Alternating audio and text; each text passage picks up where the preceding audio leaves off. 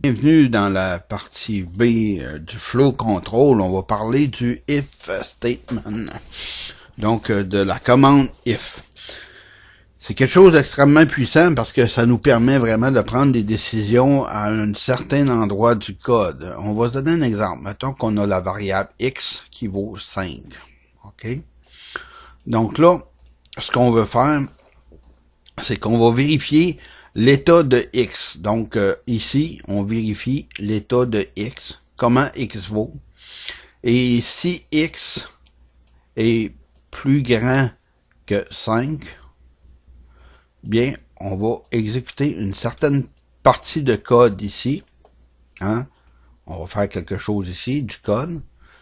Et sinon, on va exécuter le code qui est ici. OK? Mais le code qui est ici va nécessairement toujours être exécuté parce que après avoir exécuté la partie de code qui est ici, on s'en vient ici et on va retourner. Donc, si la réponse ici est vraie ou true, parce que c'est vraiment true que ça va répondre, bien, ça va exécuter la partie de code qui est ici et retourner ici pour faire ce code-là.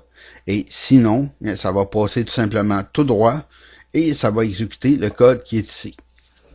Donc, si on met la variable x est égale à 5, donc est-ce que x est plus grand que 5? Bien non, il n'est pas plus grand que 5, parce que pour être plus grand que 5, il faudrait que ça soit 6 et plus. Donc, à partir de ce moment-là, la réponse se trouve à être false, et là, il va sauter le bout de code qui est ici, et il va exécuter le reste du code.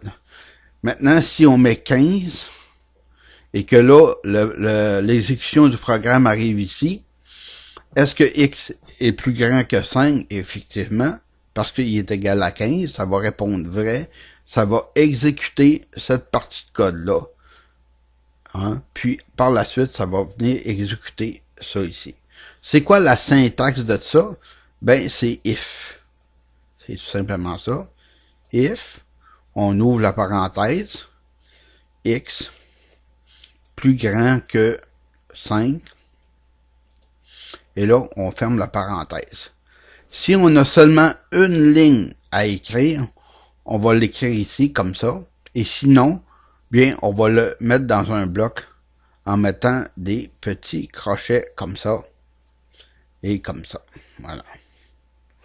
Et là, on exécute notre code, et là, par la suite, le code qui va être écrit ici va toujours être exécuté. Ça, c'est vraiment là la forme la plus simple de la commande if.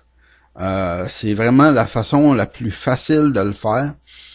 Il y a d'autres façons. On peut vérifier deux états, comme par exemple, est-ce que x est plus grand que 5 mais plus petit que 10, par exemple, ben, est-ce qu'il est entre 5 et 10? Si oui, ben, il exécute la ligne. Donc là, il va y avoir une façon de le coder qu'on expliquera plus tard. Et sinon, ben, on peut marquer, par exemple, un else, qui se trouve à être comme ça ici. Else. Et là, on va exécuter une autre partie de code. Ça va être soit un, soit l'autre. En tout cas, il y a vraiment plusieurs façons de l'écrire. Mais là, si on oublie ça pour tout de suite, on va tout simplement enlever le else. Et ça, c'est la forme la plus simple du if. On va aller vérifier ça maintenant. Comment ça fonctionne dans C#. On va ouvrir C#. On va ouvrir une nouvelle application console. Et là, on s'en vient ici. Donc là, la première chose qu'on va faire, c'est vraiment de déclarer notre variable. Hein. Comme on l'avait dit tout à l'heure, on avait dit que le int x est égal à 5. On va commencer au tout début comme on avait fait. Alors voilà. Donc là, if, ce qui est écrit avec des petites lettres, hein, c'est pas des majuscules, c'est des minuscules. Parenthèse, x plus grand. Oh, je vais juste mettre mon clavier en anglais US.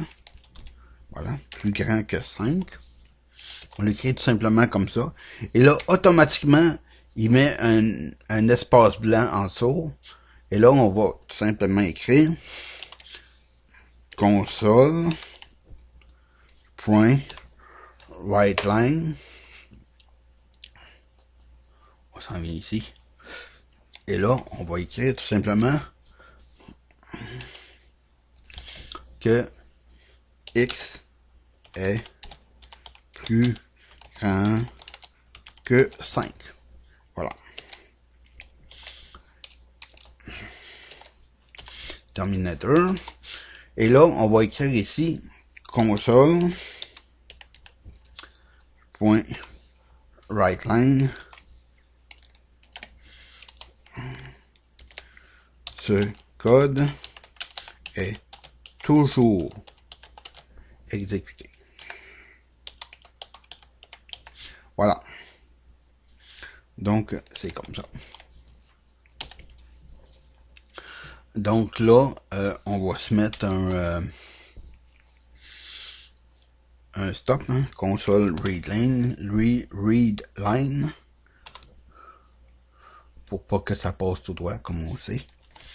Read line. Voilà. Donc là, si on exécute ça, on sait que x est égal à 5. Est-ce que x est plus grand que 5?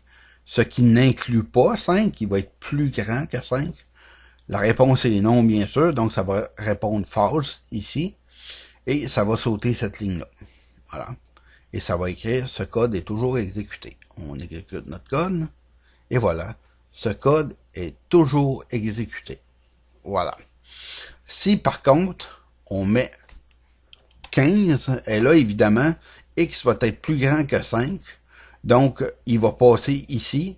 Il va s'en venir ici pour dire que x est plus grand que 5. Et là, il va encore une fois exécuter ce code-là. Parce que le code qui est ici va toujours être exécuté. Donc, on l'exécute.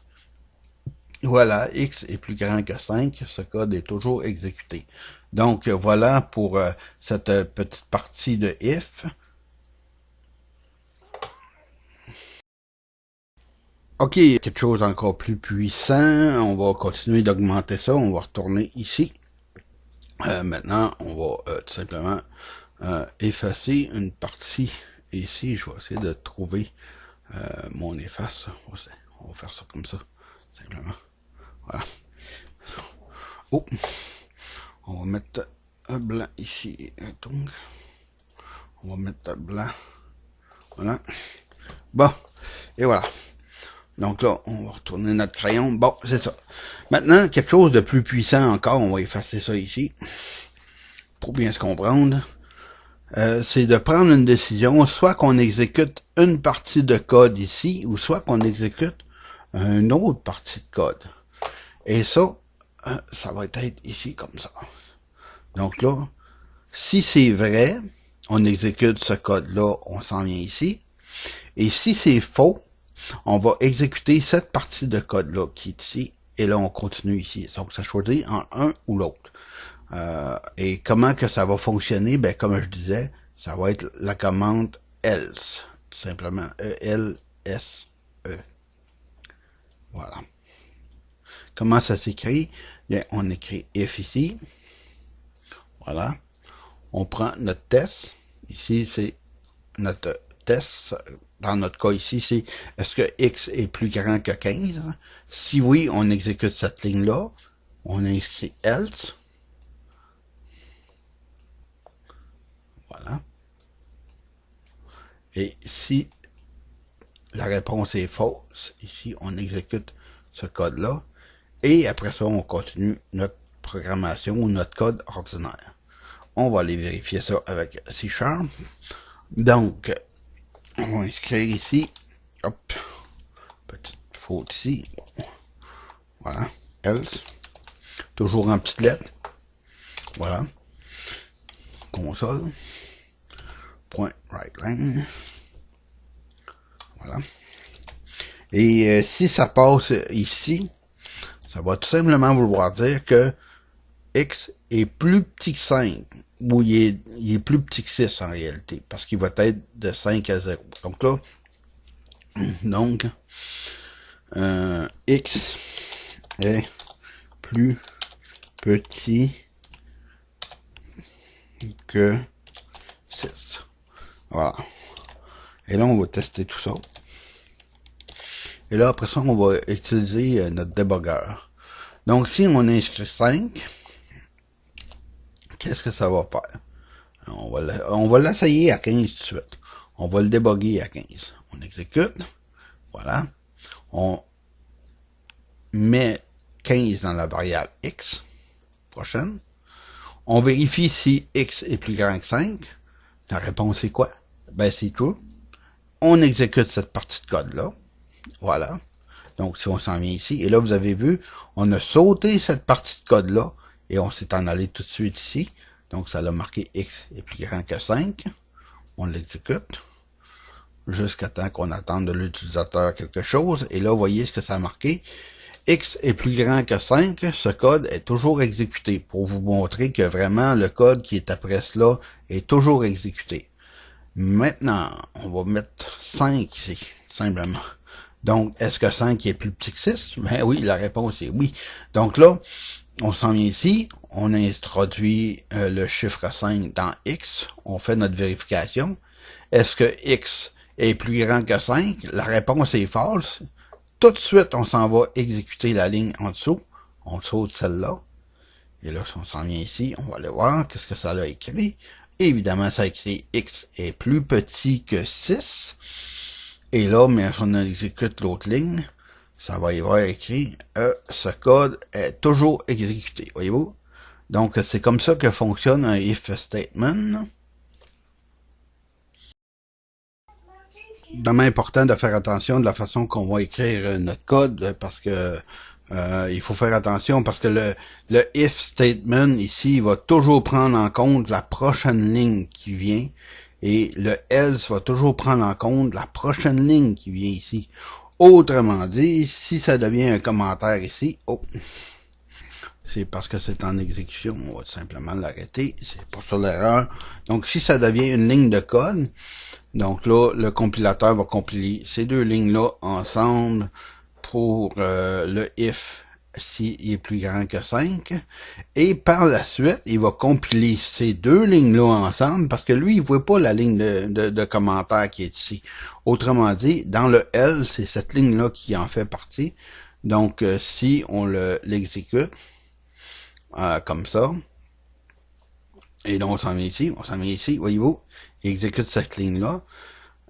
Tout de suite, il saute par-dessus celle-là, et il faut faire attention, parce que si on rajoutait 15 ici, par exemple, on l'exécute, il exécute cette ligne-là, il exécute celle-là, il exécute celle-là, et là, il s'en vient tout de suite ici, parce qu'il considère cette ligne-là comme étant la réponse du else. Donc, c'est la ligne qui est tout de suite après le else, qui est considéré comme faisant partie du else. C'est pour ça que il faut faire attention à comment est-ce qu'on fonctionne. Et c'est vrai aussi qu'on peut le mettre embriqué, ou si on veut, on peut le mettre dans des lignes de code, comme ça. Voilà. Comme ça. Et là, on met ça ici. Et moi, à mon avis, c'est une très bonne méthode de programmation. Là, on va l'arrêter. Parce que là, tout simplement, c'est cette ligne-là qui fait partie de ce bloc-là qui va être exécuté dans le else. À partir de ce moment-là, si on met cette ligne-là en commentaire, else considère tout ce qui est dans ce bloc-là, et non pas cette ligne-là qui est à l'extérieur du bloc. C'est pour ça que si on run le code, voyez-vous, ce code, ok, là, il a exécuté la première ligne ici, tout simplement parce que x est plus grand que 5, mais si on mettait x à 5, vous allez voir qu'il va exécuter quand même cette ligne-là, tout simplement parce qu'elle n'est pas embriquée dans le bloc ici. C'est pour ça que moi, c'est pas tout le monde qui dit ça, mais moi je considère que c'est toujours une bonne idée de le mettre entre crochets ici et de le mettre dans des blocs comme ça va aider vraiment beaucoup. Voilà. Pour cette petite information. Puis une chose aussi qui pourrait être trompante, là, qui pourrait nous tromper quand les crochets sont pas là, si j'enlève les crochets ici, c'est de toujours comprendre que quand il n'y a pas de crochet, c'est une seule ligne, peu importe le formatage. Autrement dit, si je m'explique, si je mets ça ici, comme ça, ça va vraiment laisser à penser que bon, on va mettre ça comme ça, que cette ligne console-là ici est imbriquée dans le else, mais c'est pas vrai du tout, parce que le else ne considère que la première ligne, celle-là fait partie du reste du code. Et ça pourrait vraiment être trompeur. Si on veut que ces deux lignes-là soient ensemble, il faut nécessairement les mettre en crochet, comme ceci et comme ceci. Là, si c'est comme ça, là, c'est vrai que ces deux lignes-là font partie du else ici. On va le prouver tout simplement. C'est que si on met 15 ici, voilà, bien, ça va passer dans ce partie de code-là, et ces deux lignes-là vont être complètement oubliées. C'est pour ça qu'on retrouve x est plus grand que 5. Et si on met 5 ici, et là, on s'aperçoit que là, il a mis les deux lignes. Mais c'est vraiment une mauvaise façon là de coder si on met pas les square brackets là, ou les crochets, parce que moi je trouve que ça fonctionne vraiment très mal. Et c'est beaucoup plus clair pour moi en tout cas de fonctionner comme ça. Et c'est ça. C'est une mauvaise façon de programmer. Et c'est sûr que ici, ouais, il y a certaines personnes, ça dépend vraiment avec quelle équipe on programme, parce que quand on commence à programmer avec une équipe, on va se faire des règles de programmation, puis il y en a qui mettront pas les crochets quand il va y avoir une seule ligne.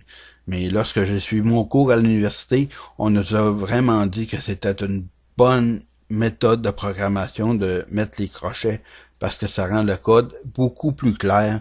Et c'est vraiment notre but quand on programme, c'est de rendre ce qu'on fait le plus clair possible pour les autres qui vont passer sur notre code. Donc, notre vidéo, tout simplement. Là, on va aller de plus en plus en profondeur avec la fonction if. On va tout simplement fermer ça. Hop, j'aurais dû dire non, tout simplement. On va la refermer. Voilà. Non. On va s'en ouvrir un autre. Et voilà. Bon. Donc là, il y a une autre façon aussi. On parle des if embriqués. Donc, ça, ce que ça veut dire, c'est que vous avez un if ici. Voilà, simplement. Vous avez votre test ici. Votre crochet commence ici. Voilà. On va le recommencer, tout simplement. Et voilà. Ah, c'est plus facile. Et voilà. Et vous en avez un pour fermer ici. Voilà.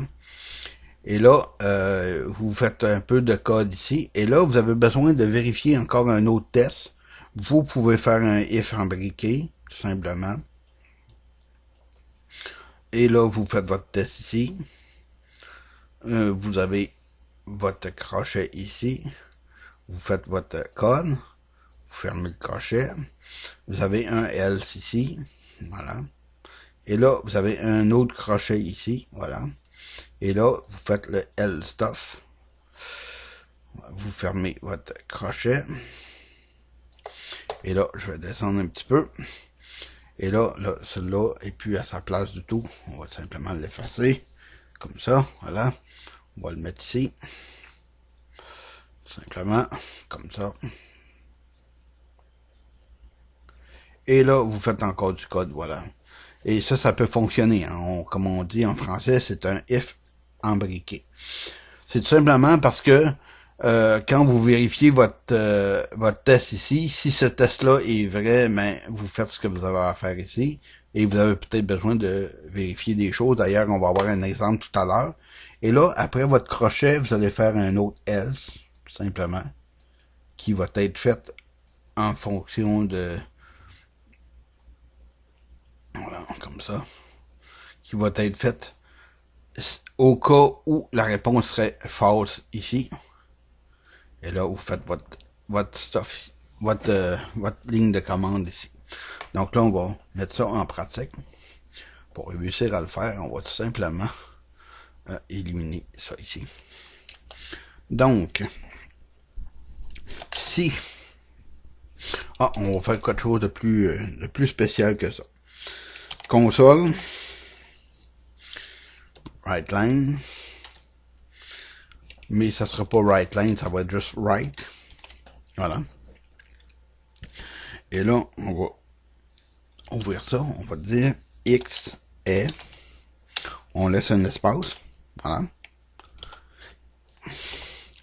Maintenant, on commence notre test. On fait notre test ici. Si X est plus grand que 5, voilà.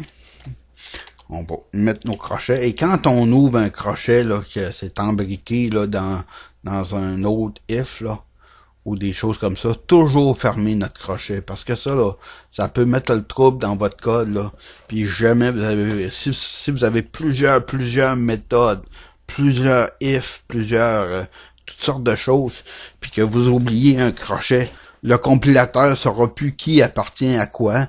Il va probablement même changer les crochets de place pour les mettre ensemble, et là, vous saurez plus où va le crochet manquant, et vous venez tout simplement de perdre votre code. OK, donc là, console. Je vais y mettre son C majuscule, ça va m'aider. Console, write. Plus grand que 5. Voilà. Grand que 5. Espace. Voilà. Tout simplement comme ça. Et là, on va imbriquer un autre if. Si X est plus petit que 10. Voilà. Donc là, on met ça comme ça. Donc là, on va tout simplement écrire console point write. Voilà. Plus, on va mettre notre plus petit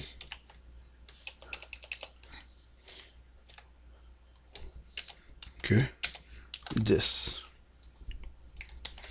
Voilà. On va mettre notre... Donc voilà. On peut mettre un else ici.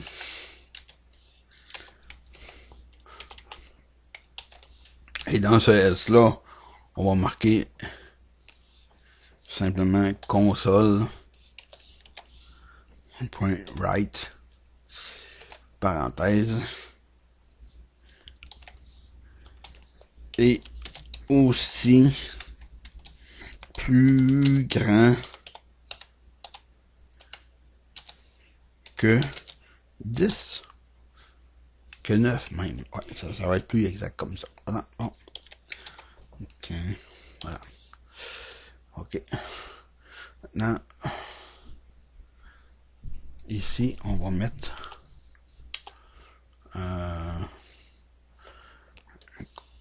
console.writeLine tout simplement pour qu'il saute une ligne. Voilà. Et là, on peut même mettre un else ici.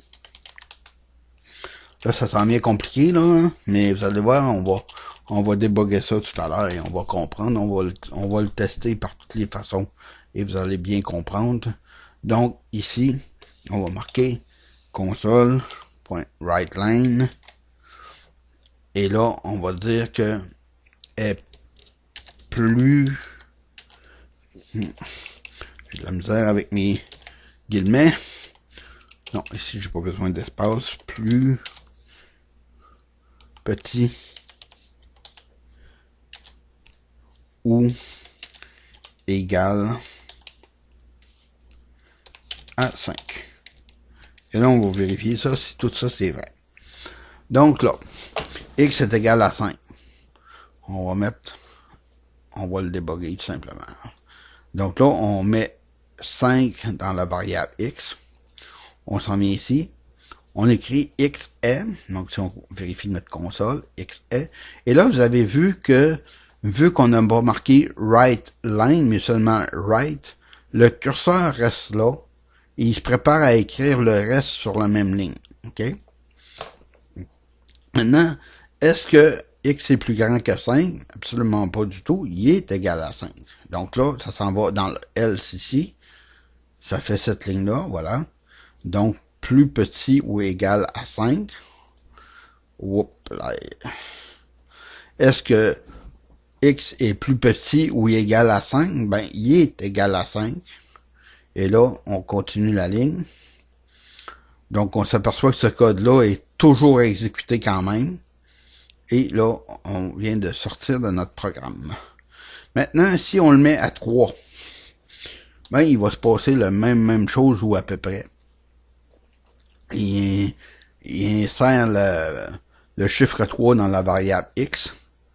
Il écrit x est, parce que ça, on l'écrit toujours, peu importe ce qui se passe. Donc, ce code-là est toujours exécuté. Est-ce qu'il est plus petit que 5? Est-ce que x est plus grand que 5? La réponse est false, il s'en vient au else. Il écrit cette ligne-là. Donc là, on sait que x est égal à 3. Donc, il est plus petit ou égal à 5. La réponse est vraie. On continue. Ce code est toujours exécuté ici en bas. Le code est toujours exécuté. Donc, tout ce qui suit ça va toujours être exécuté. Voilà. Donc là, maintenant, on va mettre la valeur 6. Oh, plutôt la valeur 15. Voilà. On exécute le programme.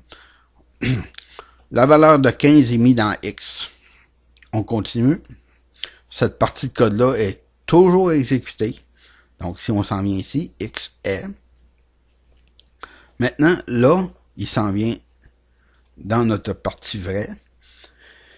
On le sait que si x est plus grand que 5, il passe ici, donc c'est sûr qu'il est plus grand que 5. Donc, on peut écrire tout de suite ça. X est plus grand que 5. Maintenant, il est égal à 15. Est-ce que il est plus petit que 10? Non. C'est pour ça qu'il s'en va au else. Et là, il va écrire, il est aussi plus grand que 9, et c'est vrai, parce qu'il est égal à 15, voilà. Il sort de là. Il va écrire une ligne, parce que, voyez-vous, le curseur est ici. Donc, si on ne fait pas cette ligne de code-là, il va toujours il va écrire, ce code est toujours exécuté sur la même ligne. Donc là, il change de ligne. Alors, si on s'en va là, voilà, il est rendu ici.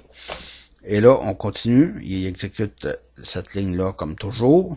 Ce code est toujours exécuté. Voilà. Donc, c'est ça. Maintenant, on va mettre 9. Ça va changer encore quelque chose. Donc là, on run. On met 9 dans X. On écrit X est. Si on vérifie X est, donc ce code est toujours exécuté. On va tasser ça. X est-tu plus grand que 5? Ben oui, il est 9. Donc là, X est plus grand que 5. On va écrire ça. Voilà. Maintenant, X est-tu plus petit que 10? Oui, il est 9. Donc là, on rentre dans notre ligne de code ici. Et là, on va écrire plus petit que 10. Donc, est-ce que X est plus grand que 5? Oui, c'est 9. Plus petit que 10? Encore une fois, oui, c'est 9. Et là, on sort de là. On n'exécute pas cette ligne de code-là. Et de toute façon, ça serait faux parce que 9, il n'est pas plus grand que 9. Et là, on met une ligne pour espacer faire changer de ligne ici, voilà, ça en vient d'ici. Et là, il exécute, ce code est toujours exécuté. Juste pour vous montrer vraiment à quoi sert cette ligne-là. On va la mettre comme ça. Et là, si on l'exécute jusqu'au bout, voilà, là, on s'en vient ici. Là, on va s'apercevoir que ce code est toujours exécuté, est exactement sur la même ligne que le reste. Parce qu'on n'a pas exécuté cette ligne-là ici qui lui permettait de sauter une ligne. Voilà, donc on va remettre ça en fonction parce que c'est comme ça que notre code fonctionne.